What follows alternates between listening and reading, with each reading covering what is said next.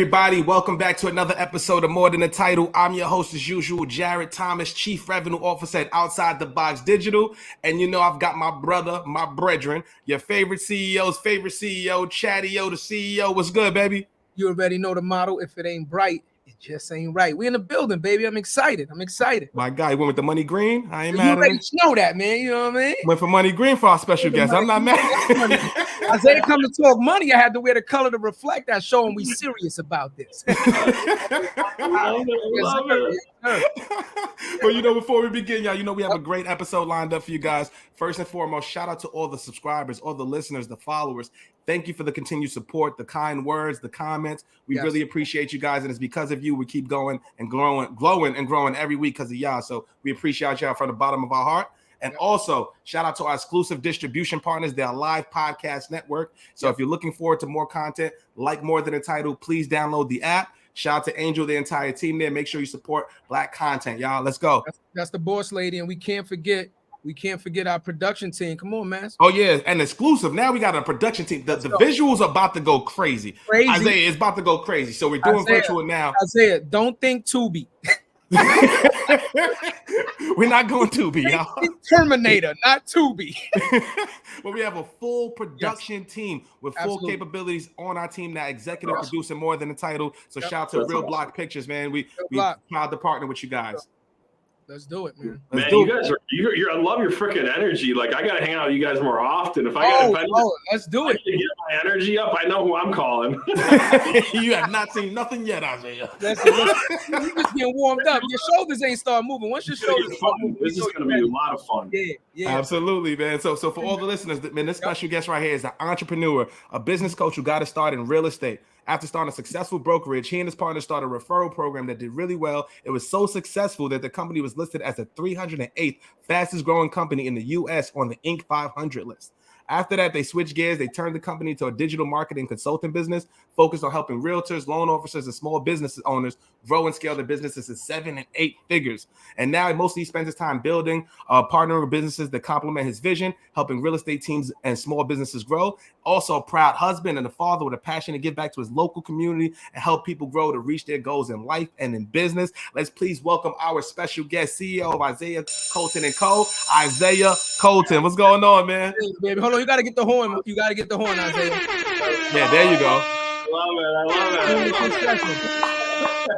it. School is in session because you are coming to drop. Yeah, buddy. We're gonna have some fun here. We're gonna have a lot of fun. Absolutely. Welcome to the show, brother. We appreciate you. Thanks for having me. Seriously, you guys are awesome. I'm so honored to be here. Thank you, brother. That means a lot to us, man. So let's start from the top because we're gonna have fun. We're gonna see where the conversation goes. But let's you know, it's funny. What caught my eye with you, Isaiah? I've come from the loan origination space. That was my first sales job ever. Okay. So let's start from there. I would love to know, how did you get into the space, man? Well, tell us a little bit about your background and how you got into your career. Grew up broke. Didn't want to be broke. Went to school, college. Realized college wasn't for me because I was gonna keep me broke based on the career that I was gonna pick. So I got involved in a direct selling company out of my dorm. It went so well. I was making 6 figures out of my dorm. I dropped out of college, and I started my business career ever since. And I ended up linking up with a guy that was building a digital marketing consulting company. I was really good at sales, so we partnered up and started building that company. And with the money that I was making from that company, I started doing investment property. And so I bought my first rental property 2009. And then from there I got hooked on passive income and just kind of the whole concept of wealth creation versus collecting a paycheck. Kind of got hooked on it from that point because I saw the power in it. And then I'm like, look, I'm getting pretty good at marketing. Let me see if I can generate leads for myself without having to, necessarily depend on like a referral or whatever, or the MLS or a realtor. So I did a what's called a Yell letter. It looks like a handwritten letter. And you write it out and then you send it to the printer and then you send it to your target audience. And I sent it to a list of people that were struggling to pay their mortgage. and that was like the target audience. And I got like 300 phone calls from that handwritten letter, and I was like, and I didn't even know I'm like, wow, 300. Yeah, I got a ton of phone calls from it, and so I'm like, I can't even, like, a lot of them didn't fit my criteria of working with them. So I gave them off to realtors. So I gave the leads off to realtors, and so I developed all these great relationships with realtors. And then one of them said, "Hey, you seem you're pretty good at marketing and sales. Like, why don't we what if you became the CEO of our brokerage and helped us build a brokerage?" And I'm like, that's crazy. And I blew it off. But he was so persistent. He was just so persistent. And finally, I ran the idea by my wife. And guess what she said? Hell no. Oh, she said, go for it? Oh, shit. We're doing fine. You're making good money at your job. You're making money at your real estate. You're fine. We just had a kid. And, but I kept persisting. And she's like, fine, I'll give you 6 months. So make a long story short, we decided to revamp this brokerage together. I took over as CEO, and we crushed it our first year. It wasn't easy in the beginning, just like anything else. It was, I made so many mistakes trying to figure out how to build it. But after about 6 months of just what I call organized chaos, we finally hit a stride, and we ended up growing that brokerage to being very successful. And you kind of already told the latter part of the story. I end up, having more leads for the brokerage than I knew what to do with. So I opened those leads up to other agents, and we ended up moving billions of dollars through that lead program and collecting money on the back end for transactions. Wow. So that was kind of how I got into real estate. Is by getting really good at lead generation and then building teams. And now I'm just sharing the knowledge that I've gained with anybody that wants to hear it along the way. For the $1 billion trend. That made me do one of those. Yeah. So I went from broke, just really, so officially 28 when I became a millionaire. 28. So you know what I got to say to that, Isaiah? You have my curiosity, but now you have my attention. I can't stop it. Freaking you have my curiosity. I love it. So first off, because I like the, I'm a big attention to detail guy, right? I love the sign in the back that say rents due. That is hilarious. Right? I could think of no fitting art. I got artwork in the back of me, got but you real estate, you got the rent due, and it's like the go to jail for Monopoly guy. You know what I'm saying? Yeah. It goes to jail. So I love that. Yeah. I don't know if you can read the subscription, but it says success is never owned. It's only rented, and rent is due every day. Wow. Can you repeat that one more time for the listeners? Yeah. One more time. Success is never owned. It's only rented, and rent is due every day. So I keep that in front of me to keep me hungry, right? Because sometimes you can get to a level of success and you can get complacent or feel entitled, right? Yeah. Or whatever it may be. And I never want that to happen. So that's why I keep that there. So I love it. I want to just backtrack a little because I love to have gems. No, crazy. Yeah. I just like to have these college institutional conversations. I love it. Yes. I just like to slam the institution of college. I just like to slam it. It's just so crooked, and what it really does is just put you in an enormous amount of debt and really just destroy you mentally by getting you to focus on one thing that you're probably not going to work on for the rest of your life, and then it gets you ready to to start the world in $120,000 in debt and start at $20,000 in the mailroom. You know what I'm saying? It's great. Yeah, so I said that to say that. So what was your major when you went to school before you decided to start doing the real estate? Psychology. Psychology major, and then I got talked out of that, and I wish ironically, everything I do has to do with psychology now. Sales and psychology. Sales. Yeah. So I wish I didn't get talked out of it. And then I changed it to physical education. But I just quickly realized maybe it's a path for other people, but for me, I'm like, look, there's got to be something better than just getting a degree. Like I did the calculations. Like I was like, I'm going to get this degree. I'm going to make 30 to 50,000. I'm going to have $60,000, $80,000 in debt. It's going to take me 20 years. Yeah. There you go. And I'm sitting there even at 20, I was thinking, 20 something, 21 years old. I'm like, this is a losing effing formula. Like, this is not, I'm like, the vicious cycle is going to repeat in my family. Like I'm not going to do that. Like, so I could do whatever it takes to figure something else out. And that was my moment in college. Message. You know what's super impressive to me, what stood out in the story too. First of all, the entire story is impressive. Yeah. But the part that stood out to me is how you differentiated yourself within the market. You identified your ideal customer, and then you wrote the handwritten note. So you differentiated yourself, which is a marketing 101. You humanized the mortgage process, right? Because usually you get flyers and it's from big corporations. It's untrustworthy. I don't want you to have my equity. It was just a guy writing something out, and then you got the hits from that. So I love that from a marketing, personal brand perspective. Because when I was doing mortgages, brother, like we did, we had Robert Wagner. We had those TV slots. Remember those old TV slots? And you have like, so you have the TV slots. We know we're airing at 12:30. Expect the phones to go off from 12:30 to 1:15. Your ass better be in your seat because your leads are coming. And we had direct mailers, right? And that's what it was, right? But you kind of bypassed that because if you didn't have a celebrity influencer or somebody trustworthy, how are you going to differentiate yourself in that space? Yeah, none of that. It was amazing, the open rate on the letter, because it looked like it came from a person. So like, that's it. If you have this, nobody's opening this. Yeah. But if you have what looks to be handwritten, I don't remember the exact statistics, but it's over 50% increase in open rate on your letter when it's handwritten versus just coming from something that's printed or that's like looks like it's from a corporation. Yeah, I got to ask you a follow-up sales question, brother. Now, how has that translated, like that philosophy? I'm pretty sure you brought it with you to email. Oh my gosh.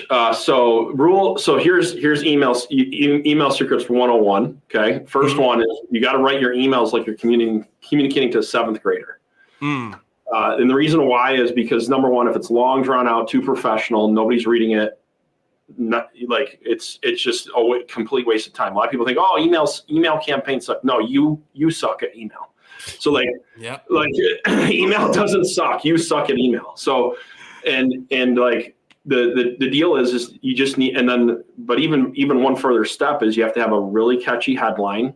Right now, it's easier than ever before to come up with good headlines. You just use ChatGPT just to give it your background. You got to prompt engineering is everything right now when it comes to using ChatGPT. So you got to know how to ask it the right questions to get the really good feedback. But a headline can make or break your email campaign, point blank period. A good headline can bring your open rate from like 1 to 3% to 12 to 15% on a lukewarm database.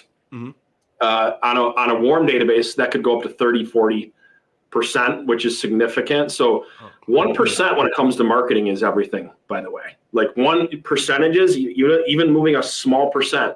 When you're emailing to 100,000 people and you get 1% increase in an open rate, right? It's everything. So headline, and then making sure you're communicating as if you're communicating to a seventh grader, using font that is somewhere between 18 to 24 instead of your 12 font. Huge difference, because it's if they got to squint to read, you're already shutting them down psychologically. You catch their attention on that bigger font. So there's a lot of psychology there. And then make sure that you only have one call to action in your email, stupid simple. And the most read part of your email is your PS. So after you're done, you end your email, always have a PS in there, which reiterates whatever your call to action was in a different way. And you'll crush it in email marketing right there if you just follow that formula. Wait, hold up. Let the bell go. Let the bell go. Cut it short. That's in second period right there. No, second period. There we go. So much money with email marketing. So much money with email marketing. The funny thing about it is I actually got one of those, like, they do that still now. I actually got a handwritten letter because you know, I'm a homeowner and, you know, I get solicited all the time. And like a cash offer or buy, hey, would you be open to selling your home? Yep. But I get the postcards with the, you know, the nice face and hey, look at my I work for this company, the nice color. As soon as I get that shit, I throw it in the garbage, right? I just look at it, I just throw it in the garbage, right? Yeah. But I've gotten a couple of the handwritten ones. I'm like, who the fuck is this from? And I who knows me? Who is this? And I open it. Brilliant. It's brilliant. Yeah. I love that. It's brilliant. I love that. I love that. And your email was perfect. Like, and that's a great strategy. So for me, bro, what I tried to avoid the email entirely. I used to do the same thing. Used to have the open race when I worked in corporate and things like that. But what we did is similar to what you did with the handwritten and just did it on social and applied it. Now, how can I differentiate myself on social to get the target customer to come to me? And what it was just creating content in a format, especially on LinkedIn, with my hat and my hoodie to grab your attention. Be like, oh, who is this guy? Because only 4% are posting actively on LinkedIn anyway. And how can I show you? And now I've got my content on the world's biggest highway. My billboard's up there every single day. Now I'm attracting those leads. I love that. And that's essentially what you did, man. And I've got to ask you another question because we did this with Champ. I've got to ask you, bro. I hope this isn't too personal. Dude, you can ask me whatever the hell you want. There's nothing off limits in this. You can ask me. Well, actually, I won't even go there. I'm mad. But I got to ask you. You know, with that statement, you know what he's really saying, right? I keep it love. Right. But I got to ask you. Ask me whatever. I'm ready. I really do. I know you guys too. I know we're just getting to know each other, but I know you guys keep it real too. That's why I can't wait to have you guys on my podcast. No. Oh man, just say the word. Just send a date. Send a date, brother. Let's do it. I asked my mentor this, right? And he owns a big franchise, sold it off. He's very successful. And I asked him, what was it like when you made your first $1 million? And I'm curious, what was that moment for you like, brother? It was boring. Okay. It was boring. It was the most unfulfilling feeling I've ever had in my life. Wow. And it sounds totally contradictory too. But in my mind, I already was there. It happened. Do you get what I'm saying? Like Arnold Schwarzenegger actually does a really good segment on this on Netflix. He talks about his story. And what made him so successful was he had manifested it in his mind to be real so much to the point where he believed it and acted in it as if it already had happened. So when he arrived, he never felt accomplished. And I related to that. I was like, he was more likely to have the success. So like when it happened, and actually we did a third party. We had an accounting company come in and evaluate our company. And our company got evaluated at like $40 million. And our, I owned 82% of it. And I was like, what's next?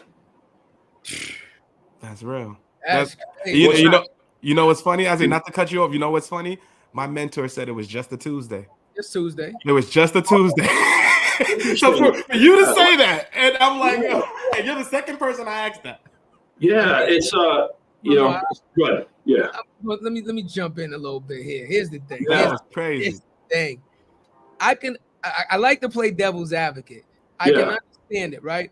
Once you start making money, right? So we opened a business and we can say, okay, we already a 6-figure business. So you get comfortable making 6 figures. The 6 figures start at 100,000 and start to rise up. Low 6 figures, medium 6 figures, then high 6 figures. By the time you get to the high 6 figures, even if it took you a year or two, whatever, you get so used to kind of making that kind of money that the million marker is so close now that when you hit it, I can kind of see you saying like, okay, I already got money. I'm a millionaire now, but I've been successful for a certain amount of time. I get it. But where we come from, fuck all that. Fuck all.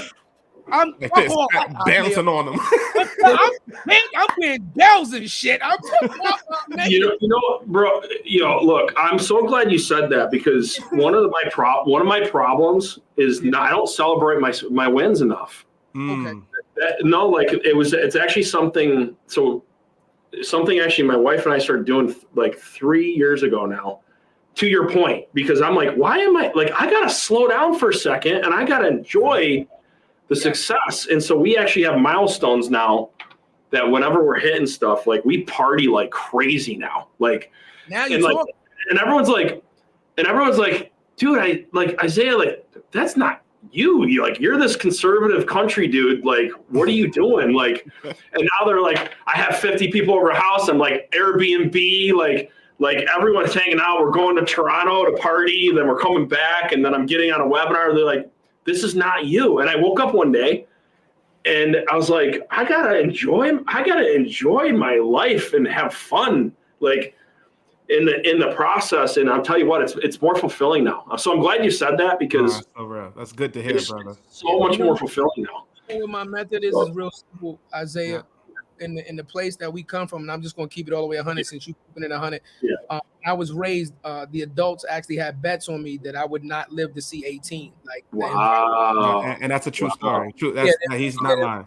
The environment that I was raised in, the type of kid that I was, and just how wild I was. They had literal bets on me, like, yo, he's not gonna live to see 18. I lost a lot of people that I grew up with that didn't get a chance to even see adulthood, right?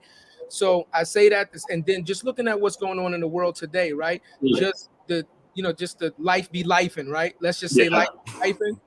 I love that. I think the most ignorant thing any human being can do is think that you have all the time in the world, because you don't. We do not know when it's gonna be our time to go. We all have that in common, right? Race, advice, man. We all got to go one day, right? And because you don't know when that's gonna be, I would implore people not, live every day like it's your last and just don't care, but definitely take the time to live and enjoy the things that are important to you. Enjoy your family and enjoy your accomplishments, man. Because I'm gonna just be honest with you. I would hate to see people work so hard and be so tunnel vision that by the time you make it, something happened and you never get a chance to enjoy it. Message. That's real. Powerful. That's real. That was me, bro. Like, straight up, that was me. And like my wake up moment was actually a health issue. Right. So like I had been working so hard, I wasn't taking care of myself. My appendix burst. I fixed that. Then I herniated a disc, ended up in a wheelchair. Like, I had all this shit. Am I allowed to swear? I'm sorry if I'm. No. Be yourself. Be yourself, brother. Yeah, go ahead. So like, all this stuff started happening, and it was like, this is nuts. Like, this is crazy. And so like that was, that was kind of a turn. That was one of the turning points for me. Was like, I don't want to be the successful dude that like loses everything else in the process and not enjoying himself, et cetera, et cetera. So that's real, man. I'm glad you guys touched on that, man. We need to hear that. Realize that, you know what I'm saying? It's hard not to. It's hard not to when you're on that ascension, man. When you're grinding, you're going. It's what's the next best thing, man? What's this? You're all in. You're betting on yourself. It's hard not to, man. And it happens to everybody. It happens to everybody who's on that path. Right. Yeah. And we have to take that serious. And one thing I will say is, thankfully, right, he realized it, because it's a numbers game. Some people just don't care. Yeah. And they just keep going and it's too late, right? And let me tell you something, Isaiah. $1 million, 100 million, it doesn't matter. $1 billion. If you end up hurting yourself and you was in that wheelchair for the rest of your life because you overworked yourself, you would give every fucking dollar that you made. Absolutely. You understand what I'm saying to you? Right. So that's what I'm saying. That's what I'm saying. Health is wealth. Health is wealth, and that's the real currency right now. Being able to be there for your family. You said you had a child now, right? Yep. Being able to play with your child, like me and Jared, we are huge on family, right? Being able to love your wife, go on date nights and play with your child, and go to PTA meetings. That's the real value. That's the real value right there, man. True. And it enriches your life, because without your wife being the support system that she was, you wouldn't have had the freedom to do what you did. There it is. Yep. No way. Yeah. No way. She's love everything. Yep. Yeah. I love it, man. I love it. She's awesome. Yeah, and I got to ask you too, brother, because as you're grinding, as you're in the grind, man, you're growing your business, right? You made your first. What was the moment where you actually felt like you made it, or do you feel like you made it? It's interesting because I'm very critical about myself, so I'm not going to speak. I'm not saying this is for everybody, but this is just me. Mm-hmm. I constantly deal with the imposter syndrome mindset. Explain that to me, please. Explain that to me. You don't feel like you're actually successful or that you deserve it. It's like this thing in your head. I'm like, yeah, maybe I won't do that because, I gotta be good. I gotta be good at this first, or I don't know. For example, this year we're investing so much back into our business, and it's been a rocky year. You start questioning yourself, right? Or did I get lucky? So you kind of have all these different things. I'm not saying that happens all the time, but I think that, the mind is so it's so powerful that you can start playing games with yourself. In any successful person, if they're being honest, deals with this. Yeah. They deal with it in some way, shape, or form. And we all have different things, right? But for me, that's the thing I try to control the most, is I try to take the emotion out of what I'm doing, and I try to fall in love with the moment and what I can learn in the moment, because and just keep the long. Every decision I made is based on a decade and not a day. So that's what I've tried to do, and that's helped me fix that problem. Because I don't get caught up in what's happening in the day, because that's when your minds can start screwing with you. You get caught up in what's happening in the day. But when you say, okay, how would I feel about this a decade from now? What decision would I be making if it was a decade from now? And so I start processing that with my health, my finances, my relationships, my business. And I say, okay, I'm going to make a decision based on what I want things to be 10 years from now, not what I'm thinking or feeling in the moment. And that's helped me with that. I like that a No, lot. I really like that. I like that a lot, man. Make your decisions based on a decade and not in the I've day. never heard anybody say that. Yeah, it's something that a lot with my decision making, a lot, and keeping things in perspective, right? Yeah. Like when shit's happening and you're just so okay, let me process this. Am I going to care about this 10 years from now? No. Okay, I'm over it. It just helps process everything so much quicker, and it takes the emotion out of whatever you're dealing with. I've never heard that, and I love that, and I'm going to implement that almost damn near immediately. I like that. I'm not going to hold you. I'm not going to lie. Isaiah, I might have to use that. If you see that on a shirt or something like that. I don't even remember who I heard it from, honestly. So I R&D'd it from somebody else, right? Yeah. So don't we all, man? Yeah. I can understand what you're saying, and I can relate to that in the situation of I don't have any tattoos, right? Yeah. And the reason I didn't get any tattoos was kind of thinking that way, I'm a Marine, right? So okay. A bunch of guys, when we go into the military, especially when we go overseas, we get the body art and stuff, right? Especially in Korea, they're for not their art is to a different level. Yeah.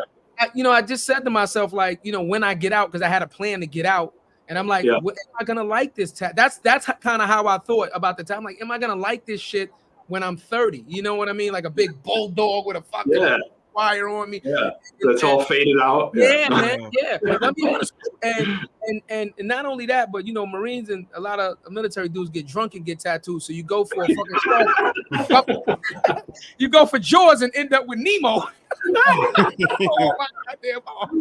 So, what's up with Nemo? Was that something from your fish tank when you're younger? Right, you know what I'm saying? They're like, yo, you see, I got Jaws over here. They're like, Jaws. Yeah. That's Finding Nemo. I actually implemented it there, but I love the way you think like that. But let me ask you this question though. Yeah. But when you grow up impoverished, right? When you're broke, you're in a state of poverty, right? You're living below the poverty line, which economically is below a certain economic dollar sign. Okay. Yes. Which I did, and I was. Right. We all did, right? So, with that said, right? And there's nothing wrong with having a head start. We call it the cheat code. If your parents or somebody else was able to give you, a step moving forward. It's a great thing, actually. It's great, right? We want to create that. But when you don't have that, and technically you have to kind of, scrape and beg and just fight for every little thing. It's a dog fight, right? impossible not to live in the moment when you do achieve, because it feels so good. Yep. It feels so good to say, yo, I made it. However, your success is just know that you wasn't where you was yesterday or maybe a week ago. It's almost impossible not to live in that kind of a moment. You know what I mean? It's tough, man. So tough. Yeah. So tough. I'm you know, now you're making me think about where when I transitioned in my thought process. And I think it was after because I remember, you know, like the dog fight's real, right? Or, you know, whatever you want to call it, it's real, you know, and when you're in survival mode, your decision making is like, it can be very different. Right. And so I think for me, where it changed is when I went from survival to starting to make decent money, and I was making good money, but then I had a change happen and I lost everything again. Okay. That moment. Yep. Okay. I lost it. And part of it was decision making. Part of it was because I was how I was handling the money.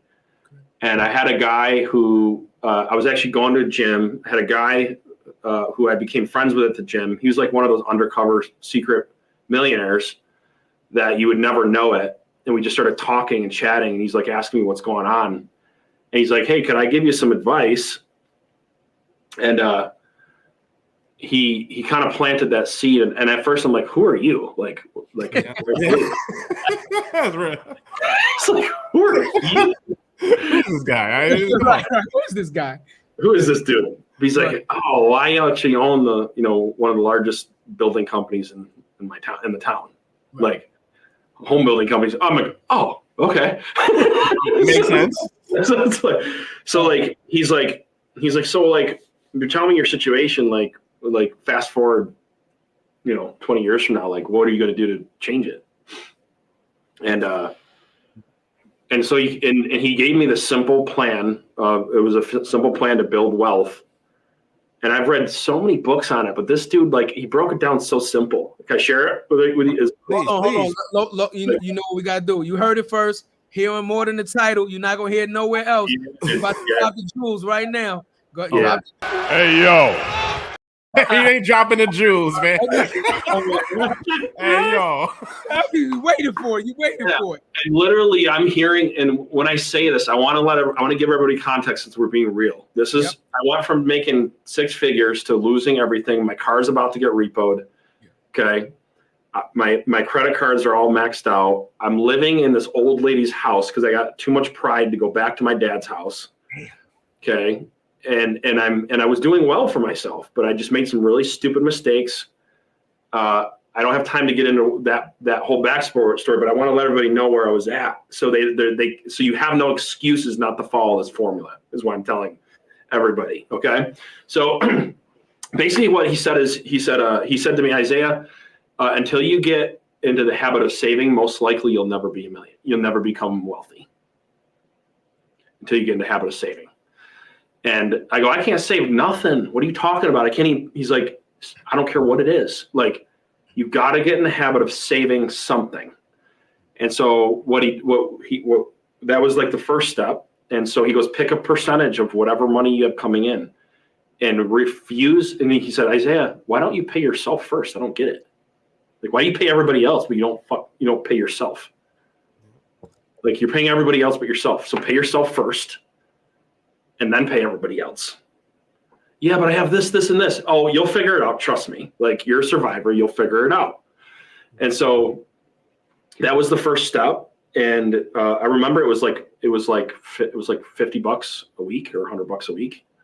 And I just started just not there. And then what he did is he said, once you hit 3 months of savings, then you start accelerating and paying down your debt. So you don't want to save too much because it's just dead money, right? Yeah. If it's just sitting in your bank account in a savings, CD, like you're not making it. So you don't want to. You actually lose more by not paying down your debt faster because the interest rate than by keeping it in your savings. Correct. Once you have that cushion, and so So then I started accelerating paying down my debt, and simultaneously I started getting back on my feet and started making more money, and I started saving more. And then I got to the point where my debt was manageable, and then I started creating an investing bucket. So I had my savings and then my investing, and then I just started putting money into the investing bucket, and that's how I saved enough money to buy my first rental property. Wow. And I only had I had $3,000 down, is because FHA, and so that was my first one. And then I literally just kept repeating that, like I just kept on that formula. And as I continue to my income continued to go up, I kept putting more and more money into the investing, and I got to the point where I was living on about 60% to 70% of my income, and I was investing the rest. And I had a rule of thumb is that if it went into the investment account, it was gone. And the only time it came out was to invest into something, or I had to liquidate another investment account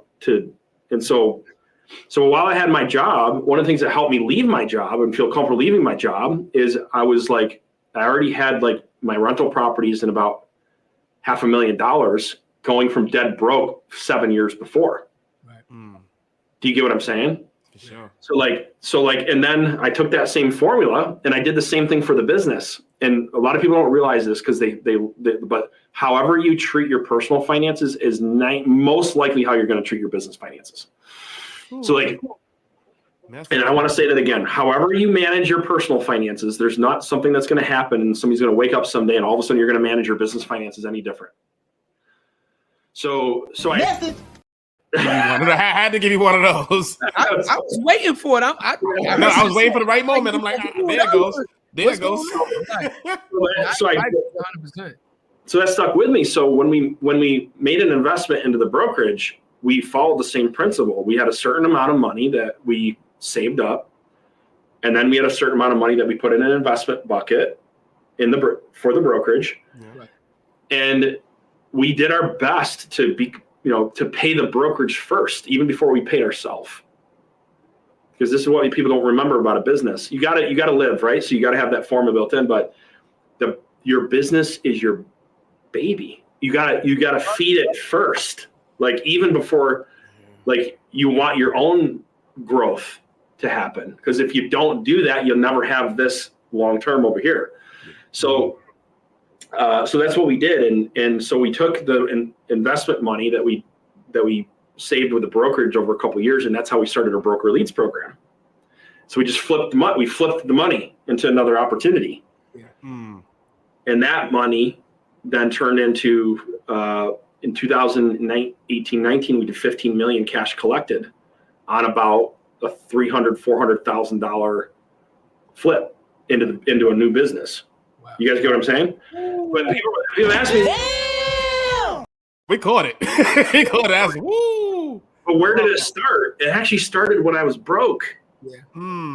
The success, it started when I was dead ass broke and couldn't afford to do it. Developing the habit of saving, and then the habit of investing. So there's no excuse not to start somewhere. Quick story, if I may. No, of course. Go ahead. Kid, employee, he worked for me. He was in the same situation, and he worked with me for a couple of years. He started doing this thing. He left. He called me like 5 years later. He goes, Isaiah, guess how much money I got? He's like, I got like 100 G's, and I got and he's like, not including what I have in my investment. He's like, thank you, and this kid is like, he's just broke. He's just like, he was kind of like in the same situation I was, So I want to encourage everybody that no matter where you are, if you think in a decade, make decisions as if it's a decade from now. You're going to be shocked at what you can do in 5, 7, 10 years. You'll shock yourself. Even if you're not making like what you consider a lot of money, you can still do serious damage with that plan. And that's real, man. But you know what? I would also want to ask, because when you said you was at the low point, right? You was at somebody else's house, you didn't want to go back. Like, how did you train your mindset to keep going? Because I know it takes a lot, man. Like what most people won't understand when you're on this path, it's a lot, man. It's going to be tough, rough days where you doubt yourself, back to the imposter syndrome, right? Like as a content creator, I deal with that a lot. We had Corporate Bro on. He dealt with that a lot, right? Because when you're dealing with millions of impressions and then you don't get it, or somebody says or starts hating on you or something like that, you're like, holy shit, man, do I still got it? And do I drive leads? And do I do it? It happens, right? So I'm pretty sure you felt like that at that low point. How did you overcome that, right? Like, how did you keep going? I'm going to keep going this path. I'm going to keep going. I'm going to keep investing, right? And have that discipline. Yeah, I think I was delusionally confident at the same time. Like, it was like, I don't know how to say it, but like in my mind, I was like, I just felt like it was going to happen for me if I just kept going. Like, I don't know how else to, like, I don't want to oversimplify it, but like, and I also knew I never wanted to stay where I was because that's how I grew up, like in the poverty. And it was like, I don't know how to explain it except for like, it was just the worst feeling to think that my kid was going to have to grow up that way. It just kept me going. Like, or like, I guess that's if I was, there's probably other elements too, but no, that's the answer I was looking for. Because you need to be delusionally confident about this shit. You got to believe in anybody. And we have those conversations. We just had this conversation every day. Isaiah, listen, you don't need. We are so much alike mentally, and my cousin will tell you, right? I don't blow smoke up nobody's. I think that way. I thought that way since I was a kid. I always, even though I'm living this way, I'm not staying here. I know I'm living this way because I'm a kid and my parents are making decisions. I can only do but so much. But the moment I'm going to take charge, this shit is going to change, right? Yes. But something very important that I got to backtrack on, because this is a key, and you sped past it, but we got to touch on it, right? You went from broke and said that you had $500,000 7 years later. 7 years later. I don't care if it was 5 years. The key to that is it takes time to build.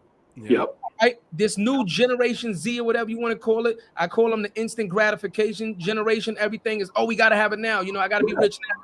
And they don't realize that it takes time to build any type of sustainable system. Anything. It takes time to build. Yeah. That's so powerful. And because they got it, because they need it now, they never get it.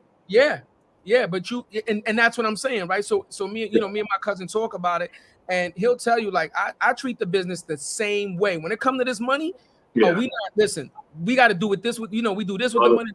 You understand what I'm saying? Because I'm a CEO and I'm also the CFO, so I don't play when it comes to the money. Like, I make sure these lights is on, and I make sure we growing and glowing, like he said, and I make sure we feeding that.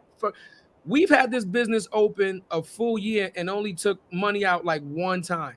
Good for you. In a whole year. We've been like 9 months without taking out.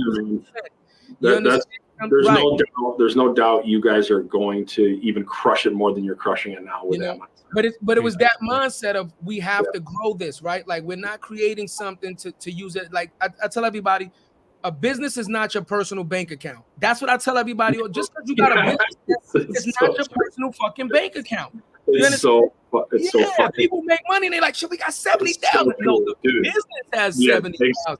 Amen to that. Yes. John Smith is broke. I actually, because I had when we did the broker leads program, we had some friends and family money.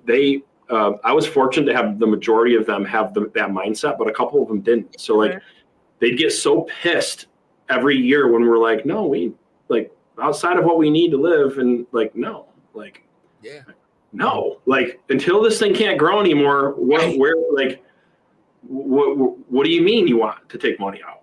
Like, now, I do think it's important though that once the business is successful enough, you have, as long as it's done right and well and managed well, taking money and increasing your lifestyle and enjoying some things, and maybe making some personal investments. And I think that is important.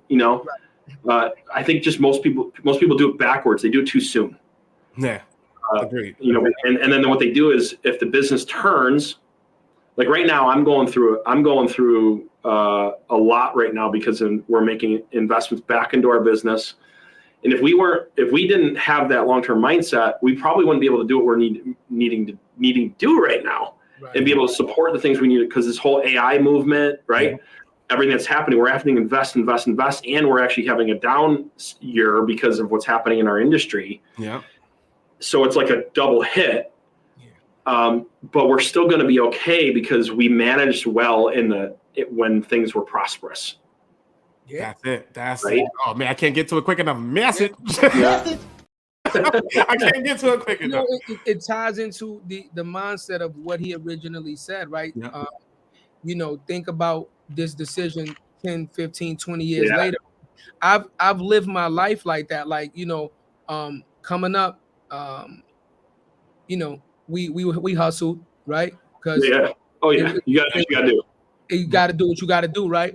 But the difference between me and other people was I did it as a means to an end. Yeah. Right? I didn't want to be Rich Porter. No, I could get out now, but would the game still love me? Fuck that. When I could get out, I was gone. I'm being honest with you. Like, I didn't want to be the biggest and the biggest dad and have 300 million doing all this dumb shit and then go to jail for 40 years. I just wanted to do enough to be able to change the course of my direction. And even if I wasn't super successful doing that, I was willing to take that risk rather than end up in jail or dead. That was my decision making. If I stay the course that I'm going right now, I'm going to one or two places. Yeah. Metal box or wooden box. You understand what I'm saying? So any amount of money that I make right now is worth more than that, right? Yeah. You know what? This is something somebody's got to hear this. Stop fucking judging people. Yeah. Yeah. Because you don't know why somebody is and where they are. Yeah. And so, like, there's so many people that judge people. You don't know their story, right? You don't know the fight they're going through and what they're working towards and why they're doing what they're doing. Yeah. And I don't know why I just felt like I needed to say that, but that's real. But you know what's real about that, Isaiah? We got to start judging people and start understanding people more, where they come from, their different backgrounds, their different circumstances, situation, the cards they're dealt, and I've met some of the coolest people where if you find out their background and where they came from and what they did. Right. You'd be like, holy shit. Right. Like, yo, how'd you do that? Like, holy shit. Yeah. And that's the truth. And you know what, Isaiah? That's exactly why we have the show. That's exactly why we call it more than a title. Mm-hmm. Awesome. I don't care what you. I don't care if you're the CEO of Nike. If you're an asshole, you're an asshole. You're an asshole. That's it, and that's just what it is. But I want to know how you grow in your business. How do you? We're going through right now. So how did you move these obstacles? You were paving the road as you drove. What kind of investment did you make on yourself? Like, did you have it? Like, what did you do? What would you do at your lowest point? What was your mindset? How did you get through it? And that's what I know, and I know your personality and type of person you are. We're 40 minutes in, bro, and I feel like I know you right now as a person. Same to you guys, man. Same to you guys. I'm really enjoying this. I hope people take to think about the things that you were thinking about. He has a strong mindset to say, because guess what, Isaiah? How about this? A lot of your decision makings go against the grain. They go against the norm of what you were in at the time, right? So you got to be fucking strong enough to say, I have self-esteem, which is esteem in oneself. I don't care if I'm not the coolest kid. Let me tell you something. This is the biggest flex in the world that I'm gonna say to you right now that I didn't realize till I was an adult. Growing up in the hood, being a nerd and being smart, you were considered the worst kid in the hood. I'm gonna say it again. No, I'm telling you, in the neighborhood, if you actually went the dropout rate where we're from, the grad is so terrible. If you were smart and you went to school, you was a nerd, you was the worst kind of individual in the hood. That makes sense. My wife is brown and so is her mom. She grew up in a bad part of Chicago. Right. Her mother's mother would kick her out of the house and make her sleep outside because she got good grades. Right. They're well like, so she was that, like, I think that's what you're saying, right? That's exactly what I'm saying. So when you grow up, it's called learned behavior, and I talk about this all the time.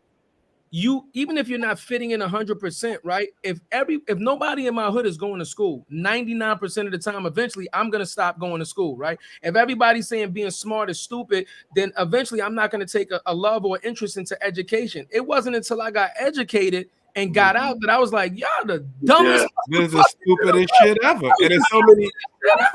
And there's so many contradictions in our culture like that. So that's why we try to do this type of content, bro. Yeah, man. We want to know exactly what it is. Like, you know what the biggest flex is? You know what's gangster? Buying your mother a house. That's a fact. Creating generational wealth. That's gangster. Like all that other shit ain't about nothing. Hell yeah. Nobody cares. You don't. How about this? Jared has the. We both have boys. His son is the youngest, right? His son is like 5 years old already, talking about starting a podcast and being a business. He was in the bedroom the other night writing a whole script. For 5 years old. At 5, Isaiah, if I told you what the fuck I was doing at 5 years old, that's what it's about. That's the biggest flex right there. Right? I remember what I was doing at 5 years old. Right. Yeah, I'm Play-Doh and shit. I'm doing stupid shit. I remember crazier shit too that 5-year-olds probably shouldn't be doing. It's important because like we say when we talk about the biggest flex, right? So even if Jared isn't any more successful than he is right now, he's already changed the course of the next generation of his life. You see what that does? That stops the perpetual cycle in one cycle. So change it one cycle, and then what's going to happen with what his kid's kid? Exactly. You understand what I'm saying? So that's super dope. So so we making money, right? We making money. The wife is now, she gave you 6 months, right? I'm coming back to this, right? So at the end of 6 months, like, did you go back with a big smile on your face with a little checker sound? Like I'm saying, you want me to quit or what you want to do? Like, how did you handle that situation? Yeah, it was when we moved into the house. So there you go. Here's what.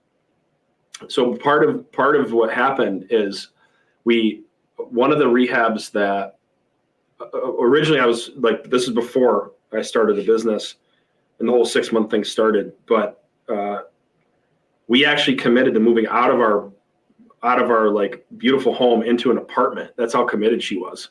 Wow. To like shrink our costs down as much as possible, put as much into the business as possible. And so for her, I think the best day for her is when I came back to her and I said, we're kicking the renter out. We're moving back into our house. There you go. Wait, hold on. I'm happy for your wife, but I'm sorry for the renter. He's like, yeah. Don't feel too sorry for him because he was a doctor, so he was just fine. So like, okay. He was just fine, and he was on a month to month anyway because he was transitioning too. So, and we went in there, and I walked in. I go, honey, pick however you want this house to look. This is your domain. Like, just remodel the whole thing. And I regret saying that to this day, but we did it. We did it anyway. So that's a big chunk out to save his. Oh yeah, $70,000 later. So right. No, I love it, man. I love it. Yeah, and that I think that's important too, because like some people want to have these conversations about savings, are like, oh, like you got to live like. I'm not saying don't enjoy yourself. Just do it with like. Do it responsibly, I say just do it in moderation, man. Yeah, that's a better way to say it. Yep. Spend a little, save a little, man. Spend a little, save a little. And we talk about this all the time is being strategic about your movements, right?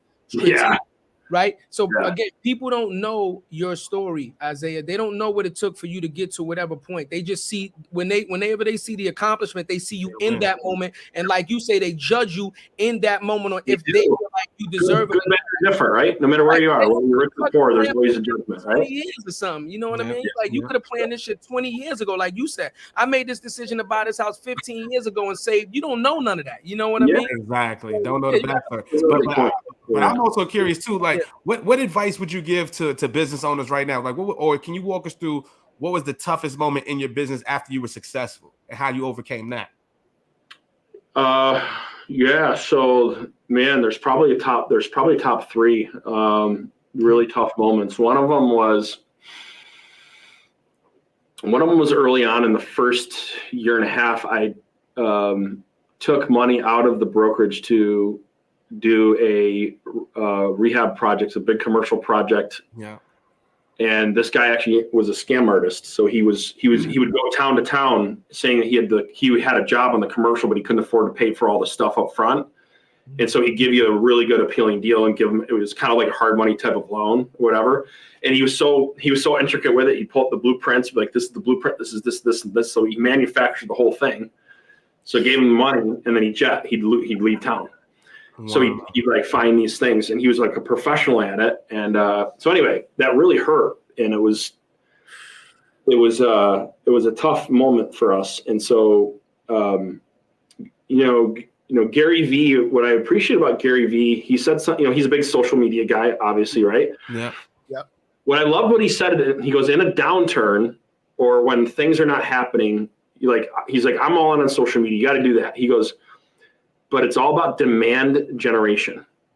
Yeah. So in other words, that's the term that he used. And what we did is we came up with you gotta go back to the basics, and you gotta hustle your ass off, and you gotta stop making excuses. And so if you're like, there's certain seasons where you just have to hustle more in your business and work harder and work smarter than when things are good, right?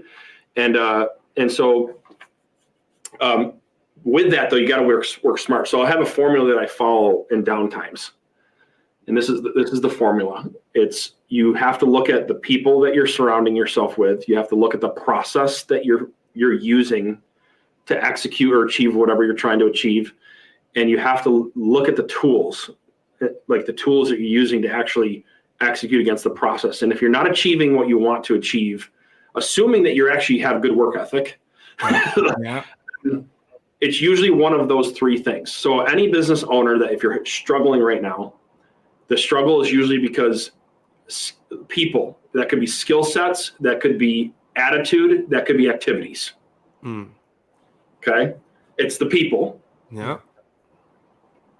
The process, meaning like the blueprint you're using, the best practices, the standard operating procedures that you're using to try to grow the business, or the tools, the technology, the things that you're using to execute against the process. Most likely, if you're not getting the results you want, it's one of those three things. Yeah. Wait. So it helps me take the emotion out of everything too. Again, it helps me take the emotion out. Like, I can be pissed. I'm not gonna. Okay, is it people, process, and tools? Fix the problem. Go. Didn't work. Okay, people, process, tools. Okay, and you just. I call it micro testing. You just do micro testing as fast as you can possibly do it until you get out of the situation that you're in. That was real. 7-period economics. So that was a business master. That was real, y'all.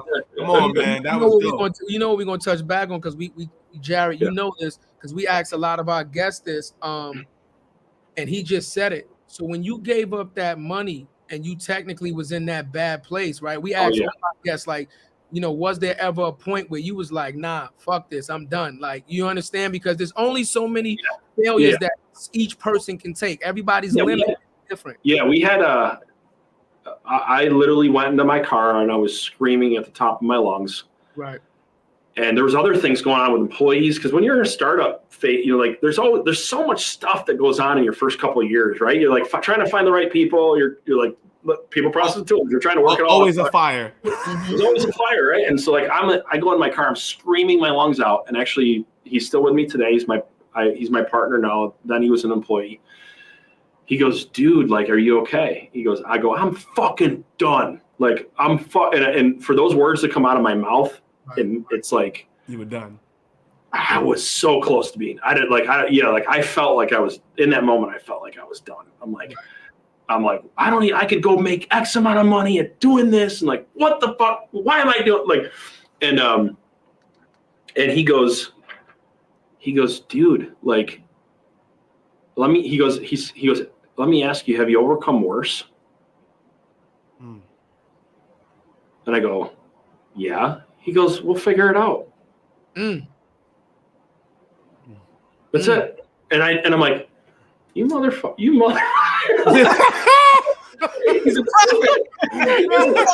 The boy's a genius. I'm like, They look at him and say, you smart.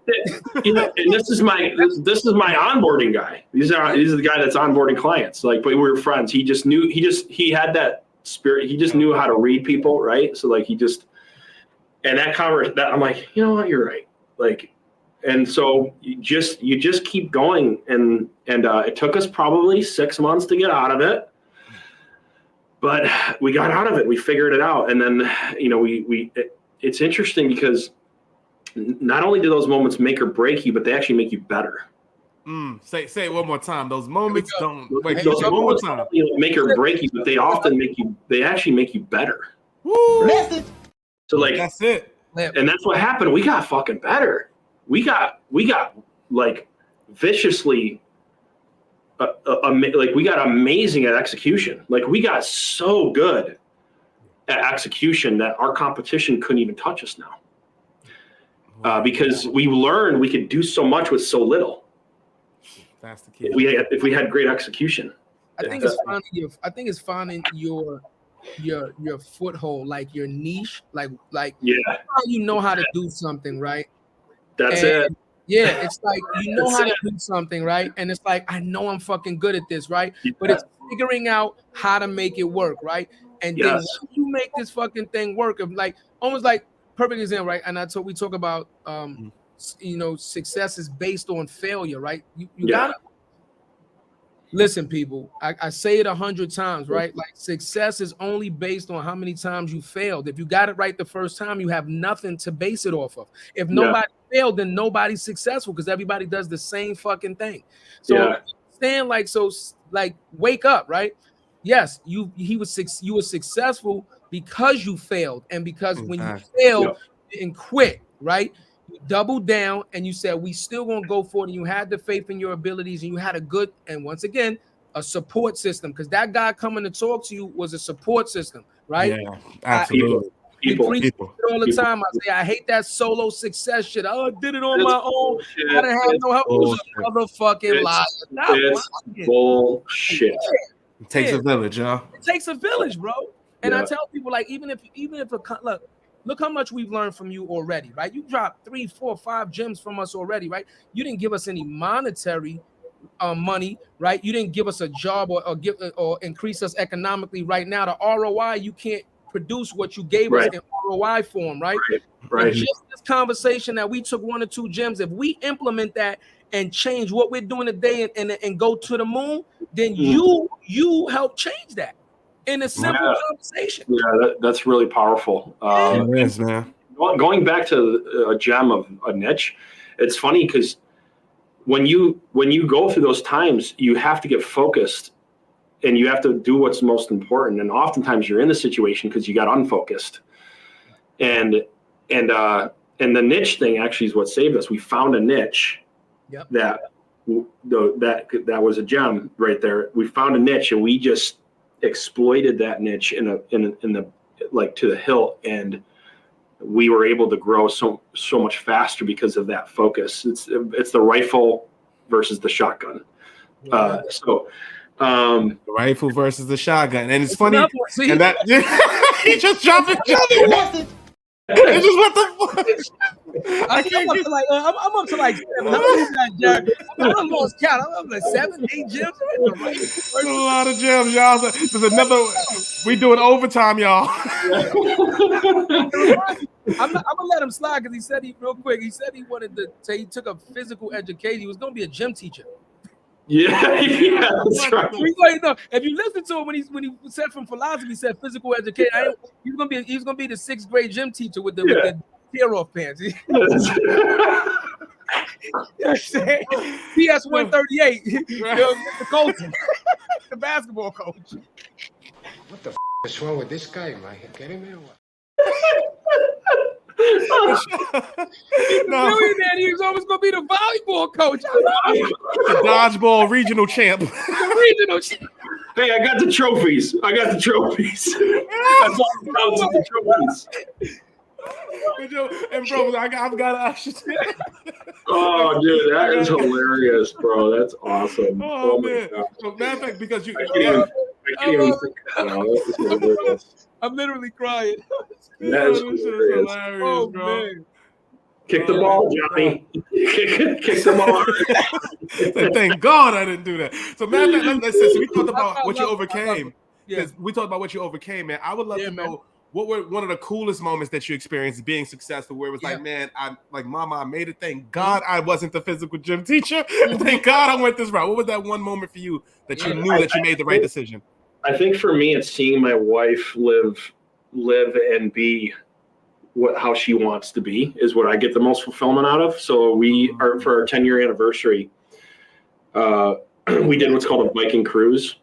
Yeah. And Viking cruise they're more of like a higher end luxury type of cruise, and it's not my style personally. Like, I'm a pretty low key like dude. Like, I got my Fitbit watch and I'm happy, I'm good. Like, it's just me. But something she wanted to do, and she goes, you have to promise me our 10-year. I'm going on a Viking cruise. You have to promise me we're going to be in a good place. We're going on a Viking cruise, and I'm like, I promise you. Like, we'll make it happen. And so when we did and we went on it, she was like, I don't know, man. It was freaking, I don't know. I get a little bit emotional about it. She was like, she was so happy, like, and she's like, she's seeing the outdoors. She's seeing, like, we went to Italy and different places of Italy on the cruise, and like, she saw the volcanoes, and she saw, like, she got to experience different, and she's a historic. She's very much into history and culture.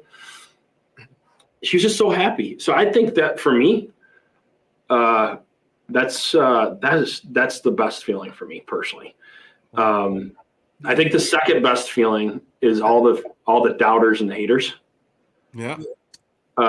For me personally, some people don't get motivated. They're like, oh, you shouldn't get motivated. Like, you tell me I can't do something, get out of my fucking way, because I'm gonna prove you wrong, right? Like, and so I had some doubters and haters that said that, you know, I would never make it, and or like, I was stupid for dropping out of college, like those type of things. Yeah. So I think that bumping into them throughout the years has been fun. That's real too. Flex on them. That's real. That's real. It's been a lot of fun. Yeah. And, you know, I'll be like, since we're being super real with each other right now, I'm going there. If you're in business, it has cycles, right? Yeah. So I've had to use the strategy that I taught you, that I used year one. I had to use it in year 6 during COVID too. Mm-hmm. Mm-hmm. And now I'm having to use it right now this year. Yeah. Wow. Now, it's not as bad as it was year one, but it's the same. You're kind of going through the same, like, having to reinvent yourself, having to, like, get back to basics, having to get back to your niche, having to simplify things. Like, so I don't even know why I said that, but like, I think it's so important that you put yourself in a position where you have to like think in that 10 years. I guess it's where I'm going back to. Yeah. But yeah, so my wife and then the haters, probably my most. Shout out to them both. Shout out to the missus, and shout out to the haters. And I'm gonna let everybody know on air right now, when we make it, woo! I know you. I'm checking the list, and I'm checking it twice. hey, Jared, you little mad or you big mad? I'm big mad. I'm big upset. I'm big upset. I see what y'all posting. Y'all posting the other man, not the brother man, and you got all the other people who got podcasts. I'll be seeing my clips and shit. Nah, I'm coming for all. I'm putting cases on all you bitches. You're gonna be shoot program. Oh, you motherfucker. Did you guys ever hear this? Did you guys ever hear the story about Michael Jordan, how he used to motivate himself? Have you guys heard that? Yeah, he used to make up stories about players that they were like talking shit about him, or they said something about his mama or something, and he would do that to give him the energy to just destroy. Destroy people. He what'd you say? You looked at me. What? Like, what you like? I just said hi, Mike. Yeah. I love your stuff, Mike. Got your shoes. Fuck, I'm gonna drop 70 on his ass. You know what's funny, bro? We actually we posted the clips today. Shout out to PY. Girl, she actually worked on and produced The Last Dance. Yep. Where that came from. No way. Yeah, we literally put the clips up today, man. So it's funny that you brought that up. Shout out to PY and everybody showing love on the clips. That is awesome. That's awesome. Man. That's real. No. You know, it again, he understood his mindset, and he understood what his process was, because everybody has a different process, right? Yes. He understood This debate. yeah. Go ahead. Yeah. He understood what his process was, and he was like, you know what? This is my process, and this is my thing. I don't care if anybody understands it. This is my thing, and I'm gonna use this thing to my, to be the best that I can. And that's exactly what he did, That's awesome. That's so strong. It, man. So strong. Yeah, I had a debate actually on this topic on goal setting, and the debate was, should you tell other people your goals or shouldn't you? And so it was a really awesome debate. We were actually doing it live through a Facebook chat in front of a group of people, and so it's kind of controversial because there is a lot of studies behind that supports both ways. Some studies say when you actually tell people your goals, you release dopamine in your brain as if you've already achieved the goal, and it gives you a false sense of accomplishment. So there's that side of it. And then there's the other side of it is if you don't actually say your goal and tell your goals, there's no accountability, so you're not going to do it. So that was kind of the debate. Makes sense. What I love what you just said is everyone's different. Yeah. So like everyone's psychology is different. So like for me, I love talking about what my goals are, because it makes me want to go get it that much more, because I want to prove people wrong, and I want to make sure that I don't prove that I don't get proven wrong. So like I get super motivated by putting a goal out there, and some people, they get that dopamine hit and they don't take action by putting it out there. Right. So I think, That's right. I love what you said. Everyone's different, and you got to know your own psychology. But then I think that's a perfect segue, man. What does the mountaintop look like for you, Isaiah? What are your goals, man? When will you be able to say, man, I'm stepping away from the business, and I'm gonna just, sunset and just watch my money increase, man? So right now I don't run. I have a CEO that runs the company. I just made that move last year. Sick. That's been a challenge. That is, man. But, for the baby, right? That's the one you're talking about, right? Yeah. It's been a challenge. So what I'm doing right now in this chapter is I started up a holding company, and now I'm thinking about generational wealth. Yeah. So where we're starting to buy, build, and partner with other companies through the holding company, and where I'm at right now, I can't ever see myself not doing what I'm doing. I love what I'm doing so much, where I'm doing business coaching, and I'm identifying new opportunities. I'm innovating, I'm marketing, and like maybe something will change, but like for me, if I never, it's always about the money, because like there's a scoreboard there. Like, so for people say it's not about the money, I think that's bullshit. Right. But it's not as much as wanting to make sure I leave all my cards on the table before I die. That's it. That's real, man. I want to make sure that I've pushed myself to my limit. I want to make sure I've grown to my maximum capacity. I want to make sure I've impacted as many people as I could in the process, et cetera, et cetera. And really, that's my main motivation right now, is like, I want to be able to, whenever I die, whenever the good Lord takes me home, is I want to say I left all the cards on the table. That's that's really my plan. I'm gonna be honest with you. I think you've already accomplished that, and I think you've left all the cards on the table, because I'm gonna be real with you, Isaiah. If you even took one card or two cards and didn't follow your dream, then this would be your reality. Don't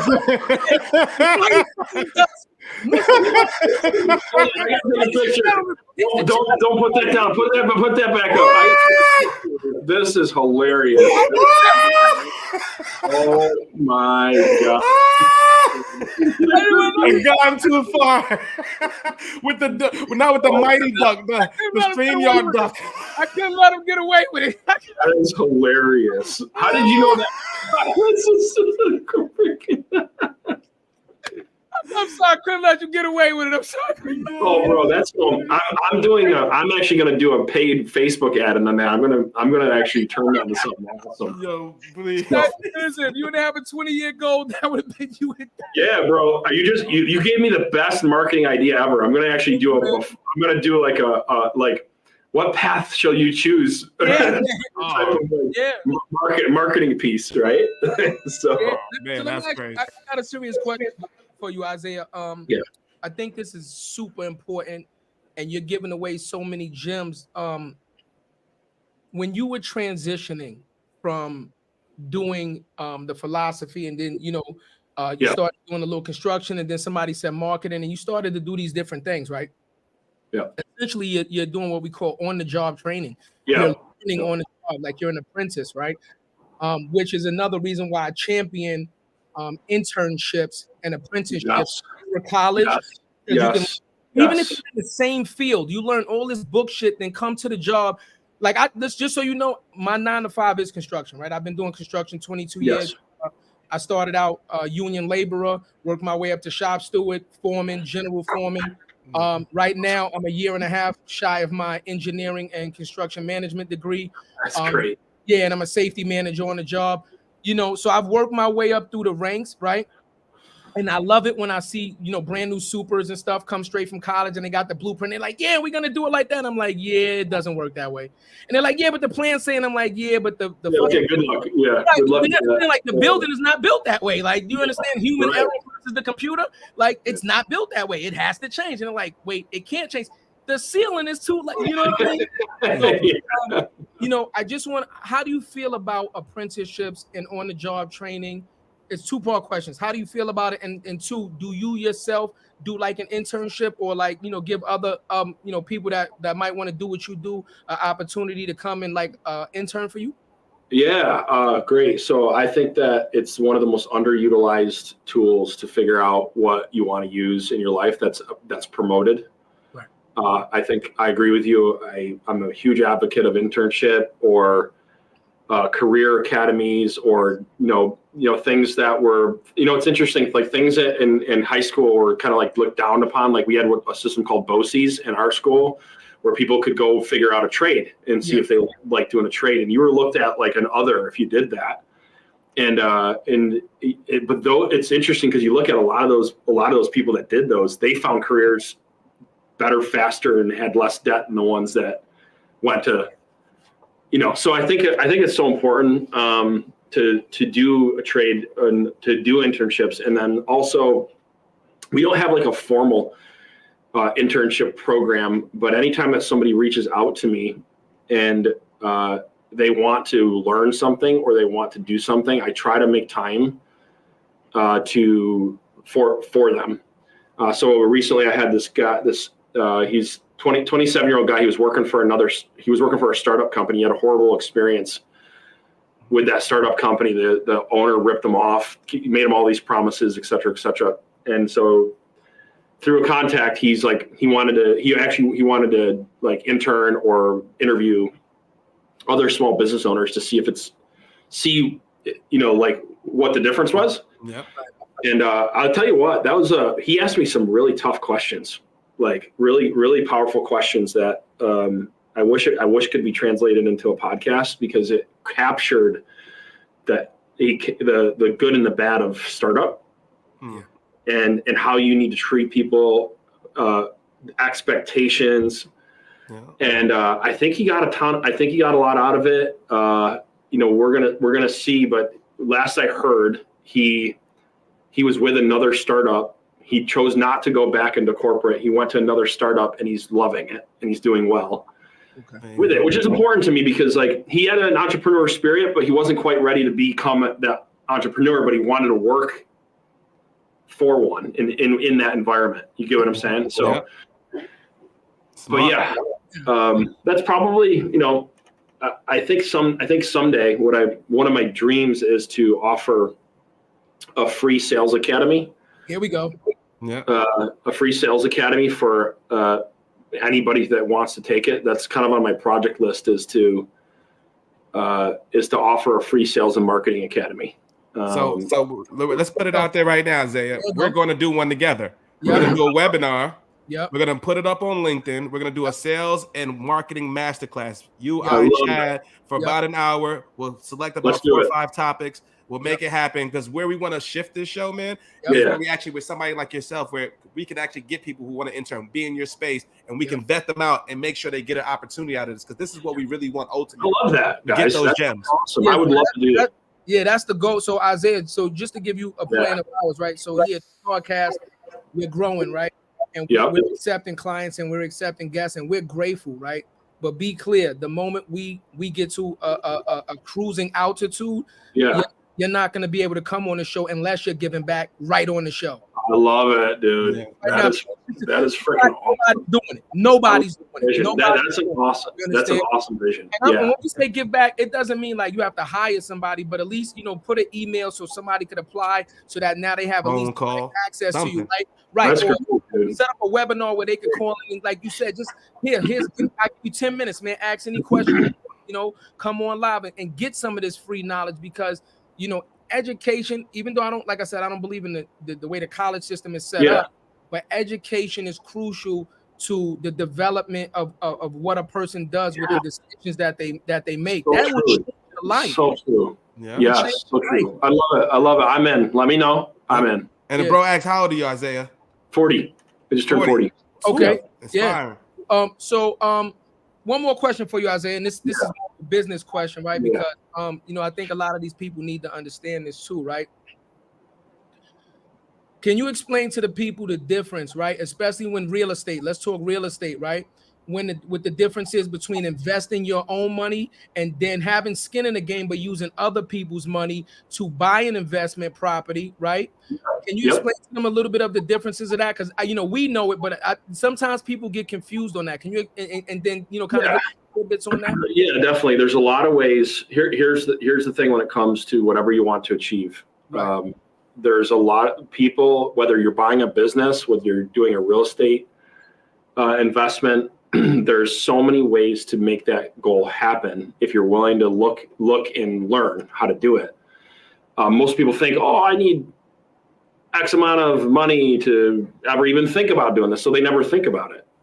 Yeah. Where the reality is that there's some people I know that buy real estate that don't put any money into their properties. Yeah. They'll actually, they actually found a friend or family member that fronted the money, and they cut them in on the equity. So that's like one way to do it. If you want to kind of accelerate it, where you say, hey, look, you be the money person, I'll organize it, I'll do X, Y, Z, this, I'll manage it, blah, blah, blah. We'll just work out an equity arrangement. Yeah, man. I've seen it done that way. I've seen it done where the first one that my buddy and I did together, very first one, we went out and we got a bunch of 0 interest credit cards. We got like 15 of them. Wow. And we took that. We got like 50. It was where the cards where you could take the cash out of the card, right? At 0 interest. So we got 50 grand out of those cards, and that's how we did our first flip. Come on, Jared, you slow on that. I was full screen just now. My fault. You know what I need for that? We did our. I need a. That's a fact. And so we didn't have any. No, the 50 wasn't enough. So what we did is we networked the hell out of our contacts, and then we found a guy who trusted enough to put in the money on the difference. And we didn't make a lot of money on that first flip, by the way. Right. But it was like an awesome experience. I think we made like $5,000 a piece. It was like for all the work, it was not worth it, except for the education, the knowledge of actually going through the first flip and getting our system or our process down. And now you got experience. Yeah. I can't. Yeah, priceless. And so, but again, like, and Tony Robbins says this: it's not about your resources; it's about how resourceful you are with what you have. There it goes. That's 10. That's 10. Hold on. That's about 11. Hold on. Yeah.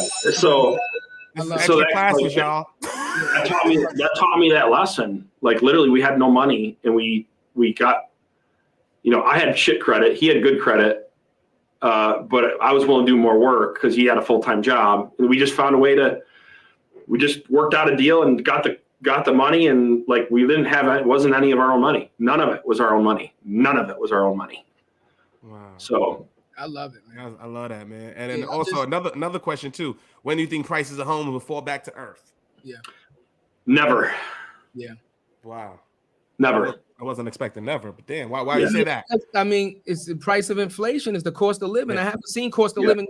And again, you're 40, Isaiah. I'm the oldest one in the room. I'm 44. Yeah. I've never seen the cost of living go down. Not even one time. If I'm wrong, you correct me right now. But I've never seen the cost of living, regardless of the wage that the average person makes across the United States. I've never seen living have a decrease. It's always a 2 to 5% increase per year. I've never seen it. Yes, and I agree with you. And that's why, even though there might be a market correction or adjustment, it will never go back to normal. What's considered normal. I have I'm leaning towards this opinion. I want to be very clear on this. Okay. What I'm about to say to you, I'm leaning towards. I haven't decided whether this is actually my opinion yet because I'm still researching it and listening. But there's opinions from some really successful people that believe that eventually residential real estate will become a luxury and the average person won't be able to afford it anymore. And so the reason why is what's happening right now is big companies, VC companies like BlackRock. Yeah. BlackRock, yeah. And these companies that own 80% of the stock market. Vanguard, yeah. What they're doing right now is they're going through and they're purchasing a ton of residential properties. Yeah. Their mission is to make it so the average American has to rent from them. Yeah. And can't afford to buy anything. And they're willing to compromise their lifestyle, having a good lifestyle in exchange for owning nothing.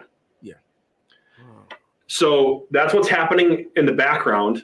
And because that's what's happening in the background, it's going to be harder and harder and harder to purchase a home. Because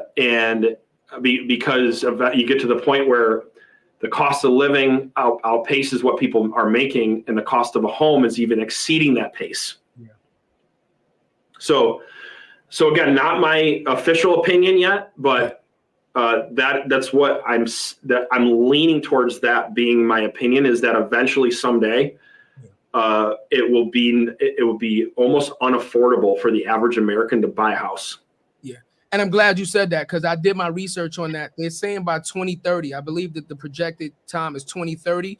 Because there's 3 companies, there's Vanguard, BlackRock, and I think it's another one, right? Yep. And I think they're projecting them to own 60% of houses across America by 2030, right? Which now, it's insane. But here now, which segues what I was going to say to you, so I'm glad you brought that up. How do you feel about the rent-to-own property project that a lot of companies are doing now? Or as renters, when you rehab the project, instead of wholesaling it, you rent it out with an option for the person that's renting it from you to now buy it from you as the homeowner. How do you feel about projects like that? I think those are super important. Yeah, they're very important, and they're important for my opinion, as long as it's fair for both parties. Okay. Yeah. Respect that. Yep. You can get in situations where the owner has a clause in their contract where if the littlest thing goes wrong or changes, or the renter messes up something or damages something or faults on a payment, they lose all of the equity that they built towards the rent to own. Right. And I actually have seen that happen in my local market where this guy literally, he'd get a bunch of people in rent to owns. They'd be in them for a year or two. And then he had some clause in the contract that they never read. And he's able to legally scam all of them out of their perceived equity that they had built into. That's disgusting. How you do business is a reflection of how you do life, and you don't need to do it that way. So I believe in those deals. I think they're very powerful. Right. You got to read, just like anything else, though, you got to read every detail or have an attorney look at every detail of that rent to own contract before you sign it. Absolutely. That's some gems, man. That's good gems right there. I That's love good gems right there. And we didn't actually. I said, where are you from, man? I'm I'm in Rochester, New York, which is right outside of Buffalo. So Bill's Mafia is a real thing, by the way. Oh, he's in New York. New York. Whether you like it or not, it's a real thing. But I'm actually out 45 minutes out in a small country town. We literally have the smallest post office in the country. That's how small the town I'm from. Where you're from? Where I'm from. Yeah, Okay. It's called Attica, New York. It's the largest prison in the largest maximum security prison in the country, smallest mailbox. Wait, where is it called? Attica, New York. Oh, Yeah. Attica. Attica. Can you guess that we don't know about Attica because Everybody heard of Attica. everybody know about Attica. And I will never go there. So if you want to come to the city, Isaiah, Everybody know about Attica. if you want to get a beer in the city, We had some breakouts too. So like I live really close to the prison, and once in a while somebody would break out, and it was scary. oh my goodness, I could imagine. Shit. I love it, man. You know, he's like I said, I knew this when Jared said you were coming on, and we researched you, man. I said, man, this dude is gonna come. If you look at, I tagged you on my Instagram post. If you read this dude's gonna drop some gems. Like I'm telling y'all, don't miss this episode because I knew you were gonna come on and just give him the real, man. I knew it. I knew this episode. Let's shout out to Jana. Shout out to Jana for reaching out and connecting us, right? So, yeah, she's awesome. She's awesome. Use her service. If you need to get on the podcast, you need to connect with her. Yeah, she's the truth, man. So she was so easy to work with. She's very communicative. Thank you for making this happen because now we got a brother, we got a friend. This has been the funnest, most productive, meaningful podcast I've done. Thank you, brother. That means a lot, man. That really does, man. This has been absolutely awesome. You guys are authentic. You're real. You're fun. Thank you. You're doing something you believe in. I fucking respect the hell out of that. So we appreciate it, we appreciate you for real, man. Thank you for coming on. And like I tell all our guests, even if you never meet the person that you're gonna inspire, that's gonna hear this podcast, that's gonna watch this and be inspired from you, just know that I'm telling you, you inspired me. So I'm telling you right now.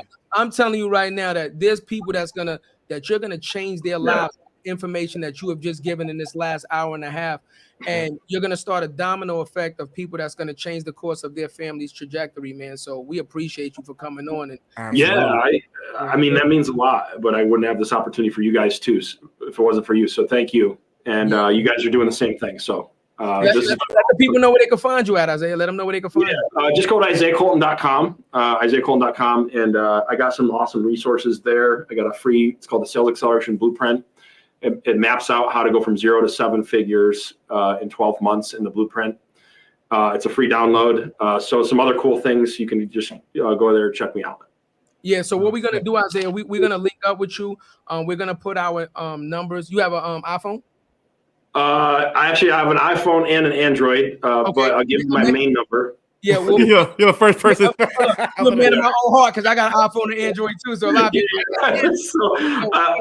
If you could put your number in the private chat, we're gonna start a group chat with you, between me, you, and Jared, and then we can talk behind the scenes because we're definitely interested in making these things happen. Okay. Number you want to get? Yeah. I already put in the private chat. I got your number, brother. And plus, we're gonna extend the invite.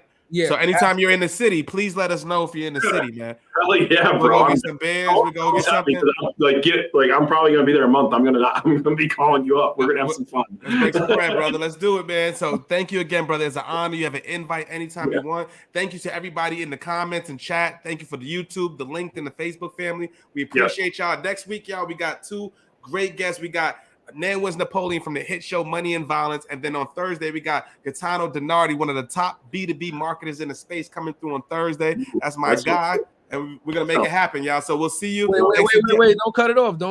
Wait. You're forgetting the most important part. I fuck with you. I was just joking with you. I fuck with you. I thought I was going. You're like, no, I got you. I'm going to put the crying face up. Listen, to everybody that's listening, we appreciate y'all, but do us a favor, right? Please like, comment, and subscribe to the YouTube channel. This is what helps us grow and glow, like Jared likes to start. We're growing and glowing, but it's only because of y'all. Please like it, comment, and most importantly, subscribe to the channel so that you know whenever we drop new videos, and we can continue to bring you this amazing content. Take us out. Take us home. What you know about me? Seen it all, heard it all. Oh, what you know about me?